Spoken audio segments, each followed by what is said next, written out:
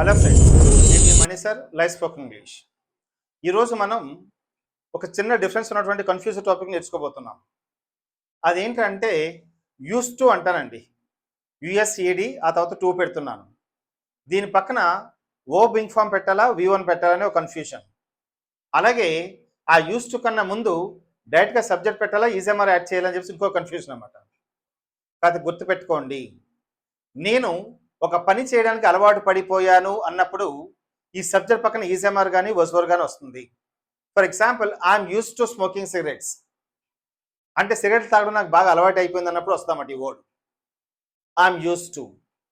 For example, she's used to wearing saris అంటానండి. అంటే ఆవిడ చీరలు కట్టుకోవడం బాగా అలవాటు అయిపోయింది అని మీనింగ్ అనమాట. యూస్ టు అనే వర్డ్ వస్తుంది చూసుకోండి.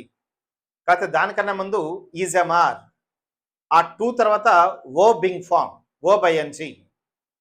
So I'm used to sleeping early అంటానండి. నాకు పెందల నిద్రపోవడం అలవాటు అయింది. అలాగే he's used to waking up early in the morning. అతను పొద్దున లెగడం కూడా అలవాటు అయింది. ఇక్కడ అలవాటు అయ్యింది అందుకని subject is am are or was were, used to plus oh Bing form plus object.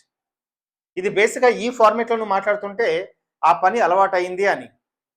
ఇప్పుడు సబ్జెక్ట్ పక్కన ఈజీఎంఆర్ తీసేసి డైరెక్ట్గా యూస్ టు పెట్టానండి. ఆ తర్వాత వర్బ్ బింగ్ ఫామ్ బదులు V1 ప్లస్ ఆబ్జెక్ట్ పెట్టానండి. ఇది మనం గతంలో ఒక పని ఫ్రీక్వెంట్గా చేసి ఇప్పుడు మానేస్తే అప్పుడు నేను తినేవాడిని, వెళ్ళేవాడిని, చూసేవాడిని, మాట్లాడేవాడిని అంటాం కదండి. అలవాటు పడడం కాదు, చేసేవాడిని. అంటే అప్పుడు చేసి ఇప్పుడు మానేస్తే అప్పుడు ఐ యూస్ టు అనే వర్డ్ వస్తుందండి. For example, I used to play different games in the streets అంటే వీధిలో నేను డిఫరెంట్ గేమ్స్ ఆడుకునేవాడిని. She used to talk to me very friendly, ఆవిడ నాతో ఫ్రెండ్లీగా మాట్లాడేది, ఇప్పుడు మాట్లాడలేము. సో జాగ్రత్తగా అబ్జర్వ్ చేయండి. We used to stay in a village, మేము ఒక విలేజ్లో ఉండేవాళ్ళం అప్పుడు. సో జాగ్రత్తగా అబ్జర్వ్ చేయండి. My son used to study very well in his intermediate. ఆ ఇంటర్మీడియట్లో బాగా చదివేవాడు, అంటే ఇప్పుడు డైవర్ట్ అయిపోయాడు, డిస్ట్రాక్ట్ అయిపోయి ఇప్పుడు చదవడం మానేశాడు.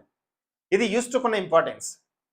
So do understand, subject plus used to plus V1 plus object.